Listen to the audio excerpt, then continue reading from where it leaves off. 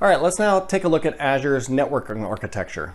Starting with the big picture view here, you can see all of Microsoft Azure's networking technologies and capabilities.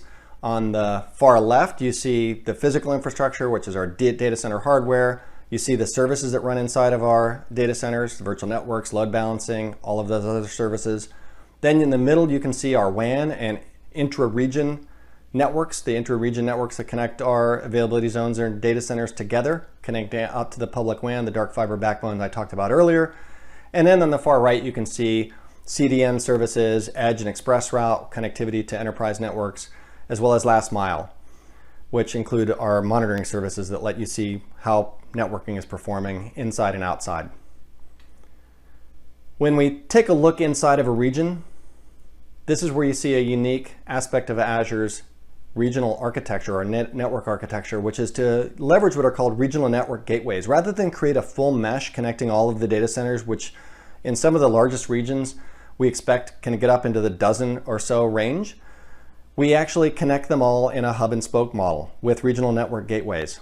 Redundant ones so they can survive large-scale failures, they're far enough apart, and redundant in terms of both of either one being able to fail and the traffic still being supported between the availability zones as well as out to the WAN.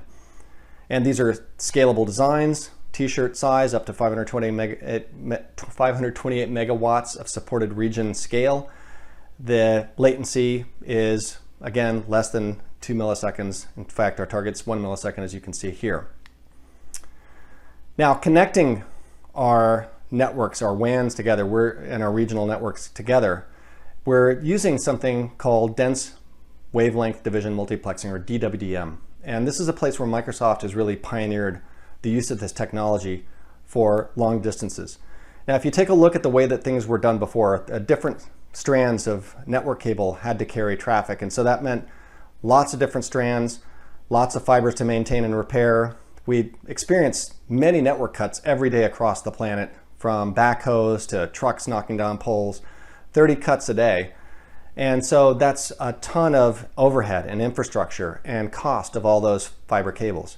Now with DWDM, we can actually send multiple signals over the same lines. And so we can cut down the number of lines, saving you can see the number of lines getting down to 100 gig in 2017. We're saving on transponders. We're saving actually billions of dollars by sending multiple spectrums over. And in 2020, with 400 ZR or DWDM, we expect to get to 1/4 the cost and 1/4 the space and power of where we are today. And this is not something we want to keep to ourselves. We want the whole ecosystem to benefit. So this is open source hardware with the Optical Internet Connecting Forum is what we've contributed this technologies to, so that everybody can take advantage of it. Now here you can see our evolution of deployment of DWDM over time. We started back in 2015 by upgrading many of the connections that we have in North America. You can see in 2017 we upgraded many of our sub-Atlantic cables. 2019 our Pacific cables and some of the new regions we have, like in South Africa. And then this year you can see we upgraded another set of cables in the Atlantic to increase their capacity from 10 terabits per second up to 15 terabits per second, the maximum that it could support, in order to serve the increased network traffic that we saw as countries started to lock down back in the spring, and so people started to do working from home, learning from home, collaboration from home. Now, another innovative service that we've got, besides technologies to connect our data centers together, is to connect our data centers to very remote locations that you can't get traditional networking to. And that technology is satellite technology, which can reach anywhere on the planet. So Azure Orbital, which we're introduces ground station as a service. There's literally hundreds or thousands of satellites out there, many of them that you can buy time on to leverage for communications. And what we're providing is a service where you can connect those satellites into Azure such that you can have data transmitted to the satellite and then down into Azure data centers through satellite dishes that are provided by us and managed by us, where a simple interface that you're going to see here in a minute lets you completely schedule, very simply, a time for us to go downloading the data from your satellite into your Azure storage accounts for you to go process as you wish, or to even stream the data through your Azure services. So let's take a look at a demo here where I've got a spacecraft, an Aqua spacecraft from NASA that I've already onboarded here, and I've created a contact profile for it, which means how we connect to it. And we're connecting through it through X-band, which provides us at least 1 minute of connectivity as the satellite flies over. But what we need to do is create a contact itself against that contact profile. So what I'm going to do here is schedule a contact by looking at what time I'd like to capture data from that satellite. So I enter my target start and end time and date. I specify which ground station I want to leverage and the contact profile. And you can see that I've got a bunch of selections I can make here. What I'm going to do is pick the one that's at 15 degrees, which gives us over 8 minutes of contact. And that's what I'm going to schedule here. And now that I've scheduled it, I'm going to go ahead and fast forward to when that satellite is flying over that ground station. And we're going to see a real-time view there of the satellite dish at that ground station, and then a view of the telemetry that is coming in from the satellite. And you can see here, as the satellite's passing over, that I start to get data coming in. And if I go back to the portal, you can see there's the data through the data Defender tool by one of our partners that processes the data protocols coming in from the satellite in real time. And you can see this is all being demultiplexed there in real time in Azure. And then that data is being dropped into what are called HDF files, a special file format commonly used for satellite imagery. And that is dropped directly into an Azure storage account by the Data Defender tool. What I can do is open an HDF viewer against one of those storage blobs, and there we go. There's the real-time satellite image that we've just downloaded from the satellite through our ground station after we scheduled that contact. So Azure is not just for the ground anymore. Azure has now gone into space. So inside of Azure, I mentioned before software-defined networking, which is how we implement things like virtual networks and network security group rules. That is built on top of an infrastructure that relies on these FPGAs that I've talked about earlier that accelerate and offload network traffic, where we can deliver 50 gigabit network traffic into our virtual machines. Now, I talked a little bit about disaggregation in the context of servers before, but we're also looking at disaggregation even in the context of our software-defined network. Because that 50 gigabit NIC that's inside those servers, what if we could create a pool of them and then you could deliver arbitrary kind of scalable amounts of network bandwidth to a particular server, not just 50 gigabits or whatever happens to be inside the server chassis. So we're looking at now deploying what we call an SDN appliance. It's codenamed Photon, and this is basically a device that has lots of FPGAs sitting inside of it, processing our SDN policies on top of it and feeding that into Azure's network. So this lets us not just leverage that kind of disaggregation that might be useful for providing various levels of network capacity to an individual server, but also lets us provide SDN capabilities to servers that have no built-in native Azure networking.